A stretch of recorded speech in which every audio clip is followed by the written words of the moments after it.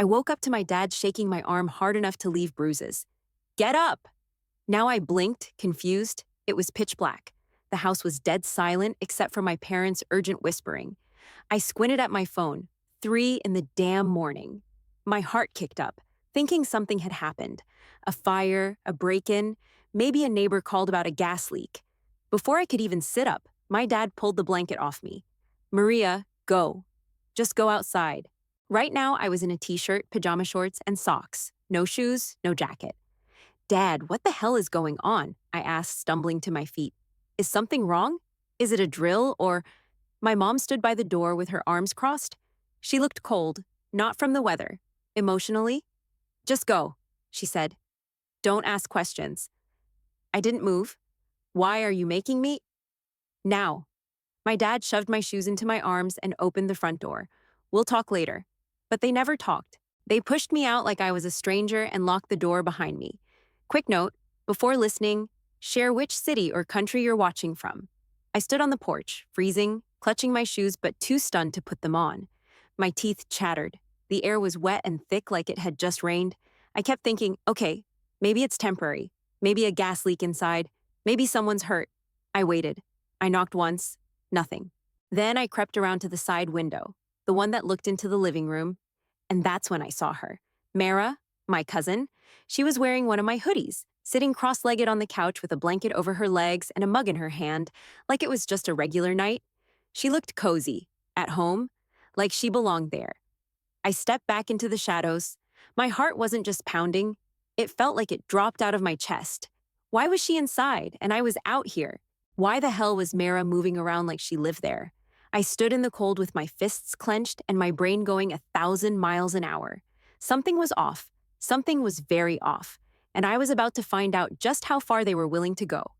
I walked back to the front door and knocked, hard enough to shake it. My hand stung from how cold it was. I waited. I could hear movement inside, footsteps, dishes clinking. I knocked again. Dad, open up. After a second, the door cracked open. My dad stood there like it was just a normal Tuesday morning. Calm, blank face. He didn't even look tired. You don't live here anymore, he said. My mouth dropped open. What? He held something out toward me. A little plastic bag with my learner's permit and a crumpled $20 bill inside. I suggest you figure things out, Maria. Wait, what the hell are you talking about? I stepped forward and he blocked the door with his body. I don't live here anymore? Since when? What did I do? He didn't answer. Just looked past me like I was someone trying to sell him something. Dad, seriously, my voice cracked. Tell me what's going on. Why is Mara in there? Why am I out here in my pajamas? Don't make a scene, he said, still holding the bag out. My mom appeared behind him, her face tight, arms crossed again. Like I was an inconvenience, like I was a problem. Mom? I asked, stepping toward her. What did I do? Can someone tell me what the hell is happening? She didn't blink. It's done. That's it? That's all you're gonna say? We made a decision, she said. It's done. I looked past them into the kitchen. Mara was sitting at the table, spooning cereal into her mouth, wearing my hoodie like she didn't have a care in the world. She glanced up, saw me, and looked away like I was the stranger here. I took the plastic bag from my dad's hand. It was warm from his pocket. The 20 felt like an insult. That's what I was worth? A license and $20? Seriously? You're throwing me out with nothing? No explanation? You're not even gonna let me grab my phone? We'll box up your things, my dad said, and started to close the door. I slammed my palm against it. Tell me what I did. Neither of them answered. My mom didn't move. My dad stared me down. It's done, he repeated. Then he shut the door in my face and locked it. I stood there for a second, waiting for the sound of it unlocking, like they'd open it back up and say it was a joke, that this was some kind of wake-up call, not permanent. I was still half asleep, half hoping I'd just startle awake any second in my bed. But nothing happened. Inside, I could hear them moving around again. Mara laughing at something on her phone, a cupboard opening, my parents talking low like they were just settling in for the night. I was still barefoot, still freezing, still standing on the same welcome mat I used to wipe my feet on every day after school. I turned and walked down the driveway, trying to keep my jaw tight, my eyes dry. I didn't want to give them the satisfaction if they were watching from the window. The wind cut through my t-shirt. My socks were soaked from the damp sidewalk. I kept walking anyway. Past the neighbor's house, past the bushes I helped trim last spring, past the mailbox with our family name on it. Our name, but apparently not mine anymore. I made it to the end of the block before I finally stopped. I didn't cry. I didn't scream. I just stood there and tried to figure out where the hell I was supposed to go at 3 in the morning with no shoes, no phone, and no family. One thing was clear. They hadn't kicked me out, they'd replaced me, and they didn't even bother pretending otherwise. I kept walking until the houses started to blur and the cold stopped mattering. My brain was still locked on one thing. They picked Mara, and if I was being honest with myself, they'd been picking her for years. My mom always treated Mara like she was spun from gold. It started small. I was maybe 7 when I first noticed. Mara would visit from Houston with her mom, and the second she walked through our door, everything changed. My mom would light up like Christmas morning, rushing to hug her, pulling her into the kitchen, telling her how pretty she'd gotten. "She's just so precious," Mom would whisper to my dad like I wasn't even in the room. "Such a sweet girl." Meanwhile, I was in the corner, holding the grocery bag she asked me to bring in. No one said I was precious. Mara had that soft voice people leaned in to hear. She had long lashes, knew how to braid hair, wore little flats with bows. I was taller, awkward, always getting mud on my sneakers. And that was the difference. Mara was delicate. I was durable. She loved makeup. I could change a bike tire with a rusty wrench. She did ballet. I fixed the broken kitchen cabinet when Dad got lazy. But in our family, no one cared if you were useful. They cared if you were pretty and sweet and made them feel important. Mara was a mirror for my mom. How she wished I'd turned out. The older we got, the more obvious it got. At family dinners, people would gush over Mara like she was a damn celebrity. "Oh, Mara got student council again? She's amazing." Meanwhile, I'd mention I was taking AP Physics, and my mom would say, "Don't act like you're smarter than everyone." I started shrinking myself just to make her comfortable. Didn't brag, didn't argue, stayed quiet. Fixed what I could, stayed out of the way. It never mattered. Mara would visit for the weekend, and suddenly I was the background noise in my own house. And then came the college decision. Mara got into a school just 10 miles from us. Not her top pick, but close enough to be near family, as she put it. My mom nearly cried from happiness. "She can live with us while she saves money." "Isn't that smart?" she said one night at dinner, beaming like she'd won something. I looked up from my plate. Where would she sleep? "She can take your room," Mom said, like it was nothing. My fork hit the table. "Excuse me? You're hardly home anymore. You're always on campus or working." "It makes sense," I stared at her. "I live here." She raised an eyebrow. "You're 19, Maria. Most people your age are moving out already." I looked at my dad, thinking he'd say something. He just kept eating, like this was all normal. So I asked the question I already knew the answer to. "Why can't she get her own place?" "She's not a kid. She's family," my mom snapped. "Don't act jealous." "It's embarrassing," I pushed my chair back. "You've been waiting for an excuse to get me out of here, haven't you?" Mom didn't deny it, just said, "You're not easy to live with." That stuck in my chest like a knife. I wasn't easy. I cooked half our meals, cleaned without being asked, took the bus to avoid asking for rides, did everything to keep peace in that house. Mara walked in with her glitter pens and fake humble smile, and suddenly, I was too much. She moved in 3 days later, brought 4 suitcases and a potted plant, and called the guest room hers. It wasn't even subtle. My mom started calling her sweetie, just like she used to call me.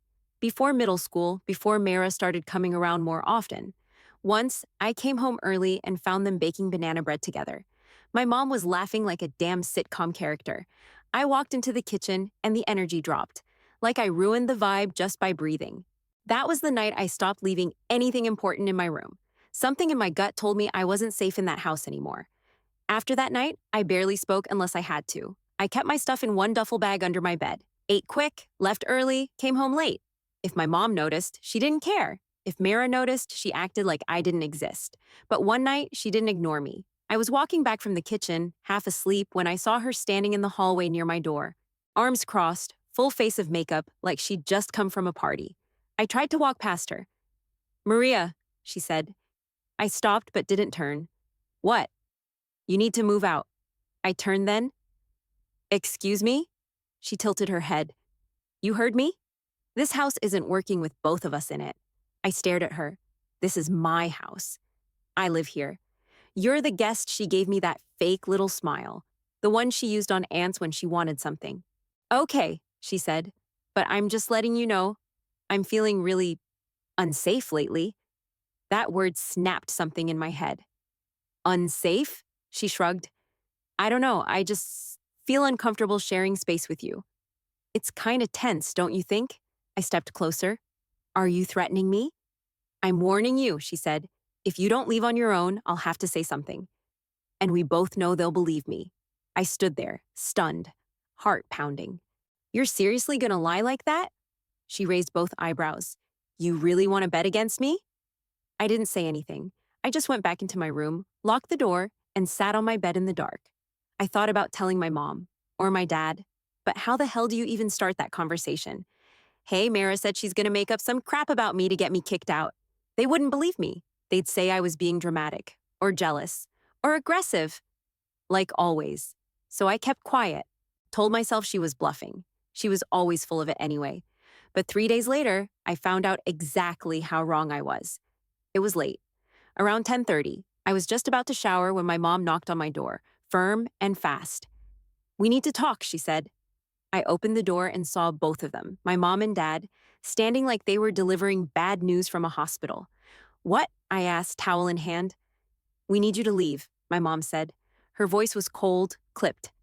Right now, my dad added. I blinked. Wait, what? We talked about this, she said. It's not working. No, you talked. I didn't agree to anything. My dad reached past the doorframe and dropped my duffel bag at my feet. It's packed. I looked at them, then past them. Mara was sitting on the stairs, arms wrapped around her knees like some wounded little kid. She told us what happened, my mom said. We believe her. What did she say happened? I asked. Neither of them answered. Seriously, I said louder this time. What exactly did I do? She doesn't feel safe, my dad said. I laughed. And that's enough to throw me out? Without even asking my side? It's not up for debate, my mom snapped. My hands were shaking. My mouth went dry. I looked at Mara. She didn't flinch. I grabbed the bag and stepped past them. No point arguing with people who'd already made up their minds. You can come back for the rest of your things later, my dad said as I walked toward the door. I didn't respond. I didn't even look back, because in that moment I realized the truth. Mara didn't bluff. She never had to. All she had to do was say something, and they'd choose her every single time. I walked straight to the corner gas station, still barefoot, carrying the same duffel bag my dad shoved at me. The cold concrete tore at my heels with every step, but I didn't stop. Couldn't. They threw me out like I was trash. Not just thrown out, erased. When I got to the gas station, the clerk gave me a weird look. I probably looked insane. Sweaty hair, no shoes, oversized hoodie, shaking. I went straight to the side of the building where the old payphone was still bolted to the wall, one of the last working ones in town. I'd seen it used by delivery drivers and high school kids pranking 911. Tonight, it was mine. I slammed my palm against the metal box until it spit out the dial tone, then punched in 3 numbers. 911, what's your emergency? My parents kicked me out with no warning, I said. I'm barefoot. I have no phone. I have nowhere to go. I'm not a minor, but they won't even give me my stuff. The dispatcher asked for the address. I gave it, clear and sharp. I wasn't crying. Not yet. I was too damn angry. 2 squad cars showed up within 10 minutes.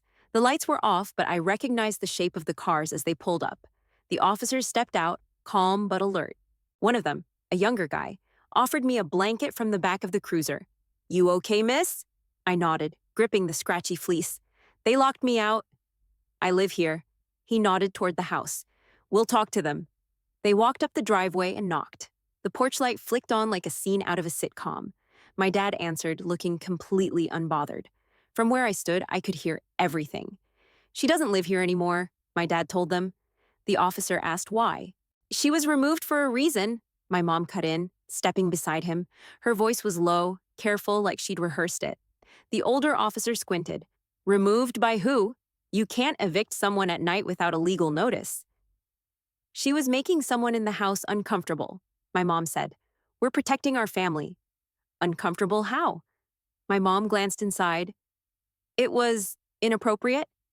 Can you be more specific? My dad shook his head. No, just, She crossed a line I wanted to scream. Instead, I walked up behind the cops. Who exactly did I make uncomfortable? The younger officer turned to me. Let's step back for a sec. No, I said. Let them say it to my face. Right on cue, Mara appeared in the doorway. Hoodie bun, no makeup now. Just that pathetic face she always pulled when she wanted sympathy. The cop looked at her. Ma'am, can you explain what happened? She fidgeted. I don't want to get her in trouble. I don't feel safe around her. That's all. That's not a reason to remove someone from their home, he said. I just felt unsafe, she added. It's hard to explain. Oh, I can explain it, I said, pulling out my backup phone. It was an old cracked one I used for music, but it had something better than Spotify, a recording app. I held it up. You want to hear what she said to me last week? I recorded it. My mom stepped forward. Maria, don't. I clicked play. The hallway confrontation played loud and clear. If you don't leave on your own, I'll have to say something. And we both know they'll believe me. The officers went quiet. Mara's face froze. The younger one turned to her. Is this your voice? She didn't answer. The older cop sighed. You can't just throw someone out based on a vague accusation, especially when there's proof of manipulation. But she's been aggressive, my mom started. Not enough to stop you from keeping her things and refusing her entry, he cut in. The younger one turned to me. Do you want to go inside and grab your belongings? Yeah, I said, starting with my phone. My real one. My dad opened the door but didn't say a word. I walked in, past Mara, and went straight to the living room table where I knew they'd left it. My phone sat right there next to a half-eaten bowl of popcorn and my earbuds, untouched. They hadn't even bothered to hide it. I grabbed it, shoved it in my hoodie pocket, and turned to the officers. You need anything else from me? The older one shook his head. No. You're well within your rights to be here. They can't just kick you out without proper notice, paperwork, or cause. Especially not with that recording. Mara slinked back toward the stairs. My mom stood frozen, lips pressed tight. My dad looked at the wall like it was more interesting than the whole situation.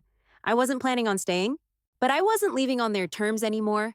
Mara sat on the bottom stair, scrolling on her phone like none of this touched her. She didn't argue, didn't cry, didn't explain a damn thing. She just tapped the Uber app like she was ordering takeout. I stood in the hallway, arms crossed, watching her. The officers stepped outside to give us privacy. My mom stayed frozen in the kitchen. My dad leaned on the wall near the front door like someone waiting for a package. Not one person asked Mara why she did it. No one tried to defend her. No speeches, no fake tears. Just silence. She finally stood up and grabbed her purse. Her keys were still clipped to the outside like she really thought she'd stay here long term. She looked at me for half a second, no apology, no shame, and said, Well, I guess this is what you wanted. I didn't even flinch. No, I wanted the truth to matter. Big difference. She opened her mouth like she might say something else, but she didn't. She turned back toward the door, stepped out onto the porch, and didn't look back. A black car rolled up, lights off, engine idling. She got in, shut the door, and that was it. She was gone. I walked into the living room and stood by the couch. The TV was still paused on some true crime show they'd been watching earlier. Like this whole thing was just a commercial break. Neither of them looked at me. Where's my other bag? I asked. My mom pointed toward the hallway without saying a word. I walked back to my old room, Mara's new room, and found my second duffel on the bed. It still smelled like her floral body spray. My old blanket was balled up in the corner, like trash. I packed fast. Just essentials, clothes, chargers, headphones, a few books. Left behind anything I didn't care to ever see again. As I zipped the bag, I heard my dad's voice from the hallway. You can stay, you know. I didn't answer right away. I picked up the bag, slung it over my shoulder, and walked out of the room. He was standing there, hands in his pockets, not angry, not sorry, just blank. You don't have to leave, he said again. I looked at him, really looked at him. He was the same man who used to carry me on his shoulders at the fair, same man who taught me to change a tire. And now he was just standing there like none of that happened. You already made your choice, I said. He didn't argue, just stepped aside and let me pass. My mom was still in the kitchen, arms tight across her chest like she was holding herself together. I didn't bother saying goodbye. I opened the front door, stepped outside, and closed it behind me. Not hard, not loud, just done. And for the first time in a long time, I felt like I was the one in control. I didn't even have to call Danny. I just texted her, "Can I crash?" Long story. She answered in 30 seconds. Doors open. I got pizza. Her apartment was 5 blocks from campus. I walked there with both duffels digging into my shoulders and the cold biting through my hoodie. But as soon as I stepped inside, it hit me. Warmth, garlic, soft music playing low from her Bluetooth speaker. And the couch. God, that couch. It looked like heaven. Danny came out of the kitchen holding a paper plate stacked with 2 greasy slices. She didn't ask questions, just nodded toward the couch. Eat, shower, sleep. Talk later. I sat down, dropped my bags, and took a bite of pepperoni like I hadn't eaten in days. Honestly, I hadn't. Not properly. I didn't cry. Not that night. I just ate, showered, and passed out wrapped in a throw blanket that smelled like fabric softener and weed. I don't even remember falling asleep. By the next morning, I was already making moves. I posted in a campus housing group, female student looking for short-term room, quiet, respectful, good with bills. I got 4 replies before lunch. By dinner, I toured a place with 2 grad students who just wanted rent paid on time and no drama. I said yes on the spot. Danny helped me move in the next day. No lecture, no pity. Just her usual, "You good?" and a bag of frozen waffles she insisted I take. Once I was settled, I hit the tutoring board and picked up 3 freshmen who needed help with biology and chemistry. It wasn't glamorous, but it paid. I used the school library as my office and learned how to stretch a meal across 2 days. I was broke, but I was free. The text from my parents started a few days later. My mom first. "Are you safe? Please respond. Do you need money?" Then, a shift. "Can you stop by and help your dad with the internet?" "Your cousin Lily needs a ride to her dental appointment." I didn't reply to any of them. I wasn't being petty. I just couldn't. Not yet. Not when the smoke was still clearing. Not when I was finally figuring out what it felt like to wake up in a space that didn't make me tense the second I opened my eyes. I made my little corner in that shared apartment feel like mine. Just a twin bed, a milk crate bookshelf, and a mini coffee maker I found at a thrift store. That was all I needed. Nobody told me I was too loud. Nobody rolled their eyes when I spoke. Nobody replaced me. I was tired, yes, always running between tutoring, studying, and budgeting groceries down to the last cent. But every time I came home to my own key and my own peace, it felt worth it. I didn't miss home. I missed the version of me that thought it was ever safe to call it that. I was sitting in the library, half focused on tutoring notes, when I saw the name pop up in a random cousin's Instagram story. Some people in this family got too comfortable with their own cousins. Yikes, no names, no details. Just vague enough to pass off as a joke, but I knew exactly what it was about. I clicked through and saw the same post shared by 2 more relatives, one in Austin, one in Arizona, both from my dad's side. By the end of the day, I had 7 DMs from extended family I hadn't heard from in years, all fake concerned, all nosy. "Hey, just checking in. Everything okay? Are you and Mara good now? Your mom said there was a situation but didn't explain." I didn't reply to any of them. I stared at those messages for hours before opening the big one.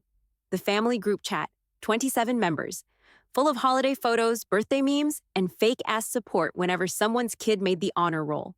And now, apparently, a hotbed for behind-my-back gossip. So I typed, "Since the whole family seems to be talking about what happened between me and Mara, here's the truth." I stared at the blinking cursor for a second, heart racing, then kept going. She threatened to lie about me. I recorded it. She lied anyway. My parents kicked me out based on her lie. I played the audio for the police. She moved out that night. I hit send. Then added one more. "I'm not sharing the recording, but I still have it." And then I muted the chat. No one responded. Not one of them. Not my mom. Not my dad. Not Mara. Not Aunt Laura, who used to call me Mija like I was her own. Silence. I thought maybe someone would text me privately, try to smooth it over, pretend they were just confused. Nothing. 3 days later, Danny forwarded me a tweet from someone local. "Anyone know why the girl from South Lake suddenly dropped out of school and moved to Houston mid-semester?" The attached photo was Mara, hair straightened, lips pursed like she was still trying to look innocent even on the way out. I asked around and found out she moved back in with her mom. She told people it was all a huge misunderstanding and that things got blown out of proportion.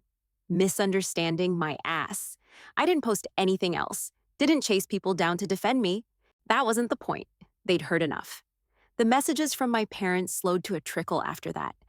I think they realized the golden girl wasn't coming back. No more Mayra baking banana bread in the kitchen. No more fake giggles during church family photos.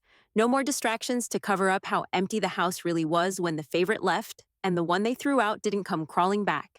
I pictured my mom sitting at the kitchen table alone, scrolling through her phone, wondering why no one had liked her last group selfie. I pictured my dad fumbling with the Wi-Fi again, wishing someone would come over and fix it. And I felt nothing. No guilt. No regret. No curiosity. They made their choices. I just finally told the truth. And in that moment, that was enough for me.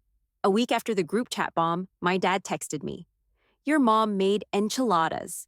Want to come by for dinner? No apology. No context.